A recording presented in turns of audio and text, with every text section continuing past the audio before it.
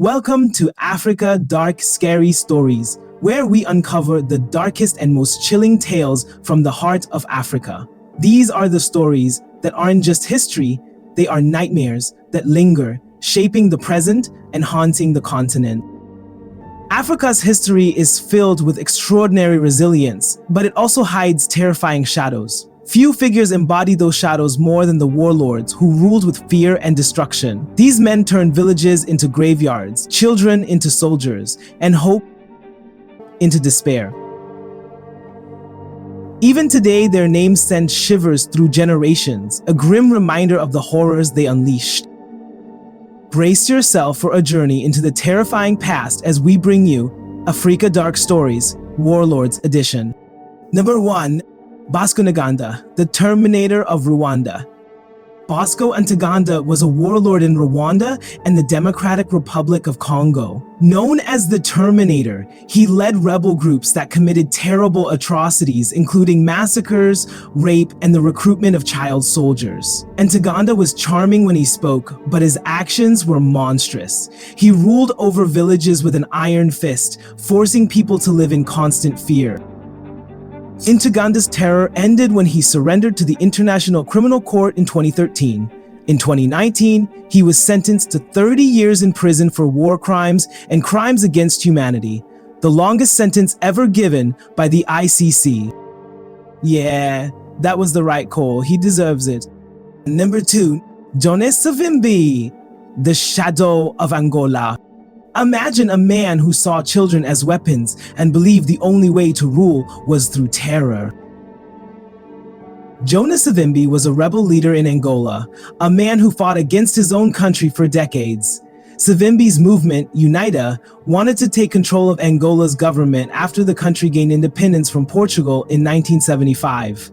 To fund his rebellion, he sold diamonds, known as blood diamonds, and bought weapons.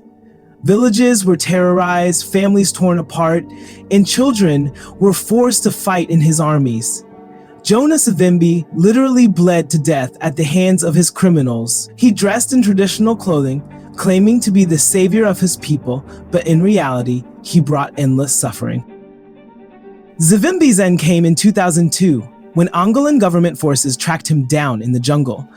He was shot and killed in a hail of bullets, marking the end of his brutal war and bringing a fragile peace to Angola. Wow. Okay, so this guy was out of his damn mind. Children, let's just move on to the next crazy. Charles Taylor, the puppet master of Liberia. What if the person who promised to protect the nation turned into its worst nightmare? Charles Taylor was once Liberia's president, but before that he was a warlord who funded a deadly civil war. He smuggled diamonds from Sierra Leone to buy weapons and support brutal militias. Taylor's forces were known for cutting off people's limbs to scare others into submission. Despite his crimes, he presented himself as a legitimate leader, even winning an election. In 2003, Taylor's lies caught up with him. He was forced to resign and fled to Nigeria. Eventually, he was arrested and tried by an international court. In 2012, he was convicted of war crimes and sentenced to 50 years in prison. Now, he spends his days in a jail cell far from the riches he once craved. Number 3. Joseph Kony, the Phantom of the Jungle. What if a leader wore a suit but ruled like a warlord, causing a country to bleed for his greed? Joseph Kony led the Lord's Resistance Army, LRA, in Uganda. He claimed he was a prophet and that spirit spoke through him. But instead of leading people to peace, he kidnapped children, forcing boys to become soldiers and girls to become wives for his commanders. The LRA terrorized villages across Central Africa, leaving a trail of death and despair.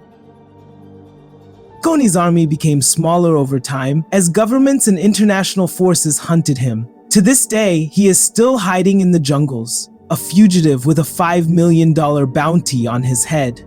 His reign of terror is fading, but the scars he left behind remain. Whoa, now he is hiding.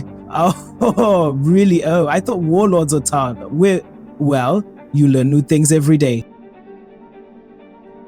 This warlord right here doesn't need introduction. He is the embodiment of pure evil. I'll tell you, this guy right here is real evil. Yep. You guessed it. Idi Amin Dada, the butcher of Uganda.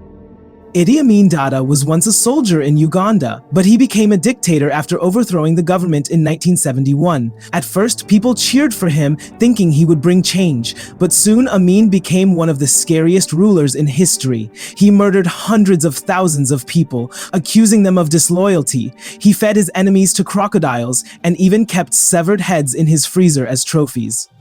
Amin's cruelty became too much even for other countries. In 1979, he was overthrown by Tanzanian forces and fled to Saudi Arabia, where he lived in exile until his death in 2003. He died in a hospital, far from the country he had terrorized. What a sad way to go, Mr. President, but well, you deserve it. These warlords brought pain, death, and fear to countless African people. Their terrifying stories still send chills down spines across the continent. Want to hear more dark and haunting tales from Africa?